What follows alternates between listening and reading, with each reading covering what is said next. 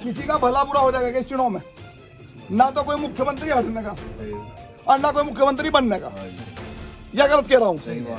ये सोचो कि तुमसे मीरापुर विधानसभा फतेह होने जा रही है। मीरापुर विधानसभा तुम जीतने जा रहे हो साथियों। एक प्रत्याशी के नाम बने बिना लिए मैं आपको बता रहा हूँ, वो आप आइडिया लगा सकते हो कौन सा प्रत्याशी है जो विधानसभा में देखने को नहीं मिल रहा भाई। कि जाओ टिकट लो, बेवकूफ बनाओ और चुनाव जीतकर अपने घर आ जाओ।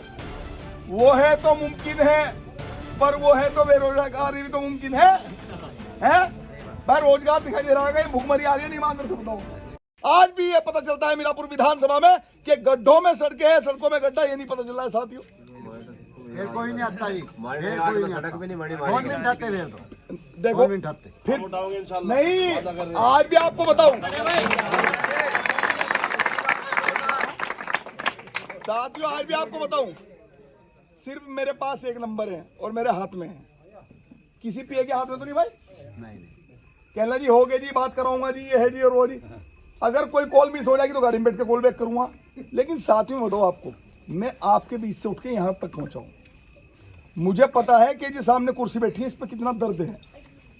ये जो स्टेज है ना, ये स्टेज तो तुम्हारा मोहताज है। अगर तुम्हारी ताकत मिल जाएगी तो ये स्टेज मिल जाएगा, नहीं तो इससे बेहतर तो आप है जिन्हें देखकर हम बात कर रहे हैं साथियों। आपको ये लड़ाई इन बच्चों के लिए लड़नी है। देखो एक चुनाव से भाई एक बात बताओ ईमानदारी से, किसी का भला बुरा हो जाएगा इस चुनाव में। ना तो कोई मुख्यमंत्री हटने का और ना कोई मुख्यमंत्री बनने का। या गलत कह रहा हूं? लेकिन अगर इस चुनाव में तुमने ईमानदारी के साथ में ओवैसी साहब के हाथों को मजबूत कर दिया, ये तुमसे वादा कर रहा हूं मैं कि साथियों चुनाव में हार जीत तो खुदा भगवान ने जो फैसला कर रखा वो होना, लेकिन अरशद राणा का मोबाइल 24 घंटे तुम्हारे लिए खुला मिलेगा।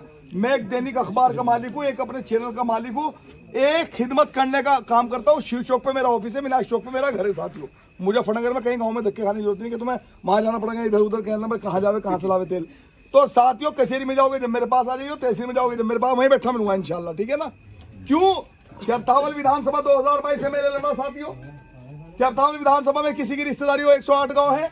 108 गांव में आप मालूम कर सकते हैं कि अरशद राणा क्या करता है। अरशद राणा जनता से प्यार करता है, क्योंकि मुझे पता है अगर मैं आज आपसे ईमानदारी के साथ जुड़ गया और आप बिल्कुल ईमानदारी के साथ मेरे से जुड़ गए, मुझे सम्मान जो मिलेगा उसके बाद में मेरा कितना बड़ा एग्जाम शुरू होने वाला, हाई स्कूल का एग्जाम होगा ये चुनाव। भाई तुमने चुन दिया तो एक साल के बाद 2027 आ रहा है, नहीं आ रहा, और मैंने तुम्हारे वादों पर खरा नहीं उतरा तो तुम तो एक साल में इलाज कर दोगे मेरा।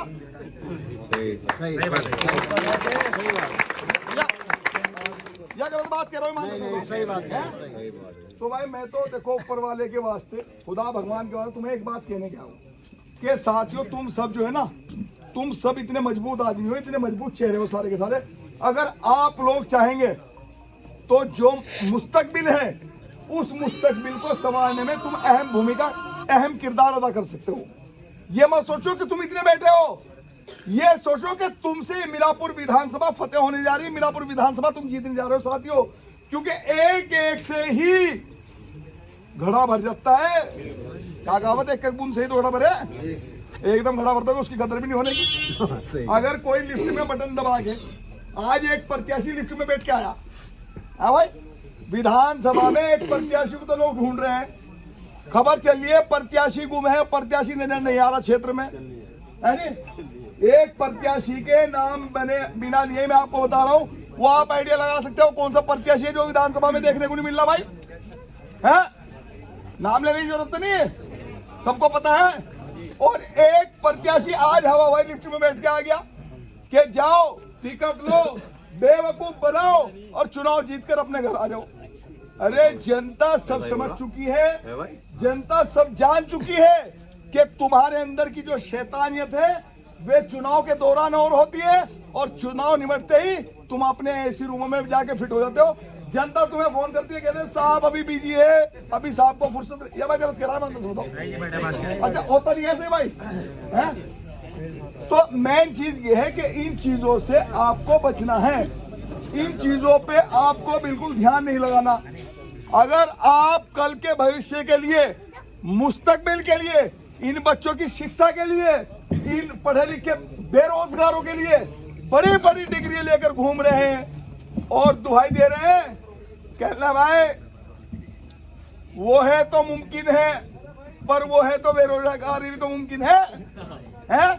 भाई रोजगार दिखाई दे रहा है, भूखमरी आ रही है, नहीं ईमानदार से बताओ है भाई? मजदूर की एक बार नहीं आ रहा, अब से 10 साल पहले भी 300-400 थे और आज भी 300-400 ही नहीं।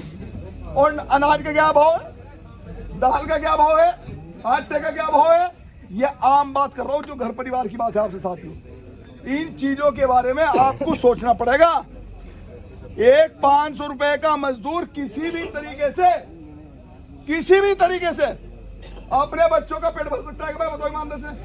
आज के इस महंगाई के दौर में, अरे तुमने हर चीज पर रेट बढ़ा दिया, हर चीज को आपने महंगा कर दिया, हर चीज को आपने बढ़ा चढ़ाकर एक से एक रेट फिक्स कर दिए। कभी मजदूर के बारे में सोचा है? गन्ने के बारे में सोचा है?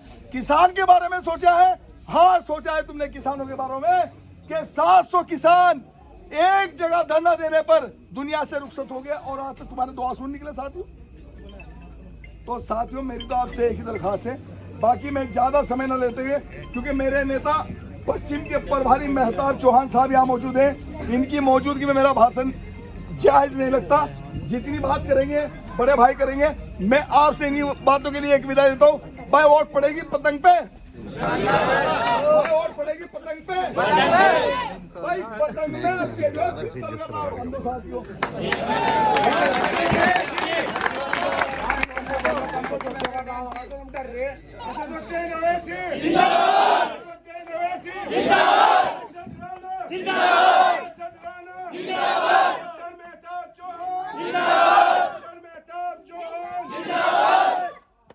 साथियों आपसे मिलकर और आपसे मुखातिब होकर, भाई मेरा एक नंबर है, नोट कर लियो, मुझे कोई दिक्कत नहीं है। तुम्हारे कितने फोन आवेंगे? 9917333300, इसके अलावा कोई नंबर नहीं। 333300, ठीक है भाई? तुम्हारा छोटा भाई हूँ, तुम्हारा बच्चा हूँ, ईमानदारी की बात है चीजा। ऐसा नहीं लगने का कि नेता आया हूँ तुम्हारे, ये लग रहा है ईमानदार से बताओ भाई, लग रहा है नेता वाली कोई बात? तुम्हारे परिवार का एक हिस्सा हूँ, तुम्हारे कदमों की धूल हूँ, तुम्हारे बिना मेरा गुजारा नहीं हो सकता और मेरे बिना तुम्हारा गुजारा नहीं हो सकता। ऐसी रिश्तेदारी होगी क्या भाई ईमानदार से? तो मोहर लगेगी, लगेगी। शुक्रिया बहुत बहुत, सबको सलाम।